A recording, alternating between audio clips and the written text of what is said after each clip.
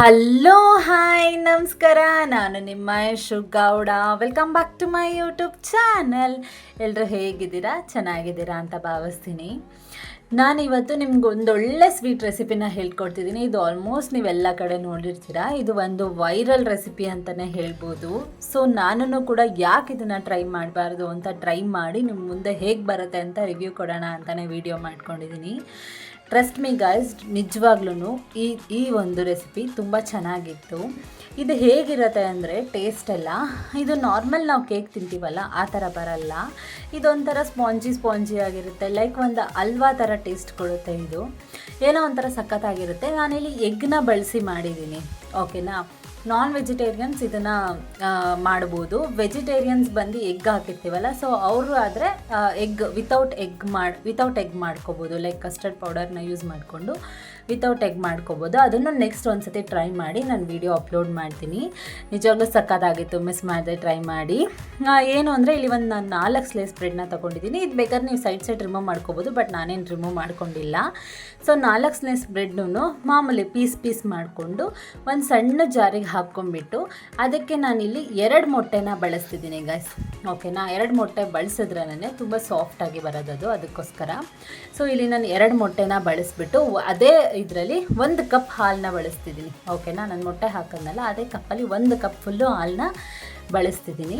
ಅದಾದಮೇಲೆ ನೆಕ್ಸ್ಟ್ ನಾನಿಲ್ಲಿ ಒಂದು 4 ಸ್ಪೂನ್ ಶುಗರ್ನ ಹಾಕ್ಕೊಳ್ತಿದ್ದೀನಿ. ಬಿಕಾಸ್ ನಾವು ಸ್ವೀಟ್ ಬ್ರೆಡ್ ತೊಗೊಂಡಿರ್ತೀವಲ್ಲ, ಸೊ ಬ್ರೆಡ್ ಆಲ್ರೆಡಿ ಸ್ವೀಟ್ ಇರುತ್ತೆ. ಸೊ ಶುಗರ್ನ ಒಂದು 4 ಕಪ್ನೇ ಬಳಸ್ಕೊಳ್ಳಿ ಸಾಕು. ಯಾಕಂದರೆ ಮತ್ತೆ ನಾವು ಶುಗರ್ ಸಿರಪ್ ಎಲ್ಲ ಹಾಕಬೇಕು, ಎಕ್ಸ್ಟ್ರಾ ಜಾಸ್ತಿ ಸ್ವೀಟ್ ಆಗಿಬಿಡುತ್ತೆ ಅನ್ನೋದಕ್ಕೋಸ್ಕರ. ಸೊ ಅಷ್ಟನ್ನು ಹಾಕಿ ನೀರು ಯಾವುದನ್ನು ಕೂಡ ಹಾಕಬಾರ್ದು, ಹಾಗೆ ಗ್ರೈಂಡ್ ಮಾಡ್ಕೋಬೇಕು. ಬಿಕಾಸ್ ನಾವು ಹಾಲು ಹಾಕಿರ್ತೀವಲ್ಲ, ಈ ಕನ್ಸಿಸ್ಟೆನ್ಸಿಯಲ್ಲೇ ಬರಬೇಕು ಗೈಸ್. ಓಕೆನಾ? ಜಾಸ್ತಿ ತೆಳುವಿರಬಾರ್ದು, ಆಮೇಲೆ ಅದು ಪುಡ್ಡಿಂಗ್ ಆಗಲ್ಲ. ಸೊ ಈ ಕನ್ಸಿಸ್ಟೆನ್ಸಿಯಲ್ಲೇ ಬರಬೇಕು. ನಾನು ಹೇಳಿದ ಮೆಥಡಲ್ಲೇ ಮಾಡಿ 1 ಕಪ್ ಹಾಲು ಹಾಕ್ಕೊಳ್ಳಿ, ಅಷ್ಟೇ ಕರೆಕ್ಟಾಗಿ ಆಗುತ್ತೆ.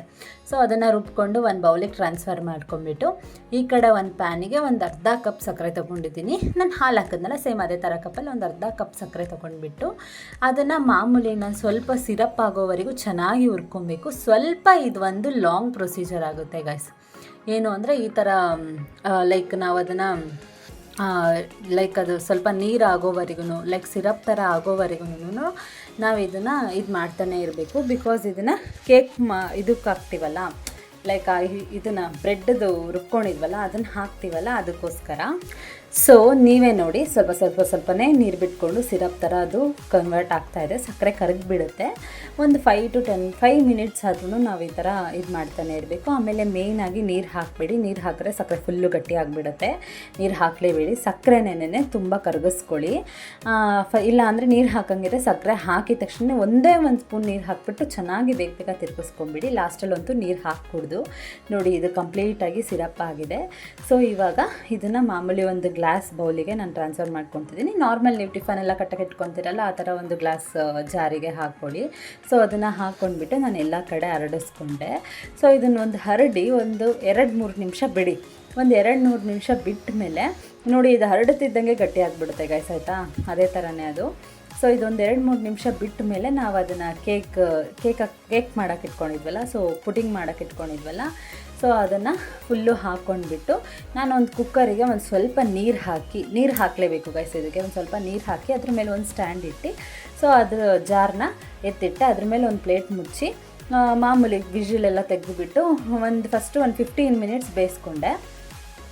ಫಸ್ಟು ಒಂದು 15 ಮಿನಿಟ್ಸು ಬೇಕ್ ಮಾಡಾದ್ಮೇಲೆ ಏನು ಮಾಡಿದೆ ಗೊತ್ತಾ ಗೈಸ್, ಒಂದು ನೈಫು ಇಲ್ಲ ಒಂದು ಟೂತ್ ಪಿಕ್ ಇರುತ್ತಲ್ಲ, ಅದರಲ್ಲಿ ನಾನು ಚುಚ್ಚಿ ನೋಡಿದೆ, ಅದು ಸ್ವಲ್ಪ ಅಂಟ್ಕೋತಿತ್ತು. ಓಕೆನಾ? ನನಗೆ ಆವಾಗ ಇನ್ನೂ ಬೆಂದಿಲ್ಲ ಅಂತ ಅಂದ್ಕೊಂಡೆ. ಅದಾದಮೇಲೆ ಇನ್ನೂ ನಾನು 10 ಮಿನಿಟ್ಸ್ ಬೇಯಿಸ್ಕೊಂಡೆ. ಅದಾದಮೇಲೆ ಮತ್ತೆ ನಾನು ಚುಚ್ಚಿ ನೋಡಿದೆ, ಆವಾಗ ಬೆಂದಿತ್ತು, ಅಂಟ್ಕೋತಿರಲಿಲ್ಲ. ನೀವೇ ನೋಡಿ, ಅಂಟ್ಕೋತಿರಲಿಲ್ಲ. ಓಕೆ, ಇವಾಗ ಕನ್ಫರ್ಮಾಗಿ ಬೆಂದಿದೆ ಅಂದ್ಕೊಂಡು ನಾನು ಏನು ಮಾಡಿದೆ, ಸೊ ಅದನ್ನು ಎತ್ಕೊಂಡ್ಬಿಟ್ಟು ಒಂದು 2 to 3 ಅವರ್ಸು ರೂಮ್ ಟೆಂಪರೇಚರಲ್ಲೇ ಫುಲ್ಲು ಆರಕ್ಕೆ ಬಿಟ್ಬಿಡಬೇಕು. ಓಕೆನಾ? ಲೈಕ್ ಎಲ್ಲಾದರೂ ಒಂದು ಅಡುಗೆ ಮನೆಯಲ್ಲೇ ಪ್ಲೇಟ್ ಏನೂ ಮುಚ್ಚಬೇಡಿ. ಒಂದು 2 to 3 ಅವರ್ಸು ಹಾಗೆ ಫುಲ್ ಕಂಪ್ಲೀಟಾಗಿ ಆರಿಬಿಡ್ಬೇಕಿದು. ಓಕೆನಾ? ಬಿಸಿ ಇದ್ದಾಗ ಮಾತ್ರ ತೆಗಿಯೋಕ್ಕೆ ಹೋಗಬೇಡಿ, ಬರಲ್ಲ ಅದು. ಸೊ ಕಂಪ್ಲೀಟಾಗಿ ಆರೋವರೆಗೂ ಬಿಡಿ. ಸೊ ಇದನ್ನು ಕಂಪ್ಲೀಟಾಗಿ ಆರಾದಮೇಲೆ ಇವಾಗೂ ನಾನು ತೆಕ್ಕೋಬೋದಿತ್ತು, ಬರ್ತಿತ್ತು. ಬಟ್ ನನಗೆ ಸ್ವಲ್ಪ ಕೋಲ್ಡ್ ಇಲ್ಲಿ, ಸಮ್ಮರ್ ಅಲ್ವಾ, ಸ್ವಲ್ಪ ಕೋಲ್ಡ್ ಆಗಿದ್ರೆ ತಿನ್ನೋಕ್ಕೆ ಇಷ್ಟ ಆಗುತ್ತೆ ಅಂದ್ಬಿಟ್ಟು ನಾನು ಏನು ಮಾಡಿದೆ, ಒಂದು 1 ಅವರ್ 2 ಅವರ್ ಮತ್ತೆ ಫ್ರಿಜ್ಜಲ್ಲಿ ಇಟ್ಬಿಟ್ಟು ಮತ್ತೆ ನಾನು ತೆಕ್ಕೊಂಡ್ಬಿಟ್ಟು ಮಾಮೂಲಿ ನೈಫಲ್ಲಿ ಸೈಡಲ್ಲೆಲ್ಲನೂ ಕೂಡ ಇದು ಮಾಡಿಕೊಂಡು ನಾನು ಒಂದು ಪ್ಲೇಟಿಗೆ ಮಾಮೂಲಿ ಹಿಂಗೆ ತಿರುವಾಕ್ತೆ ಅದನ್ನು, ಆ ಜಾರನ್ನ ಹಿಂಗೆ ಮಾಮೂಲಿ ಹಿಂಗೆ ಉಲ್ಟಾ ಮಾಡಿದೆ.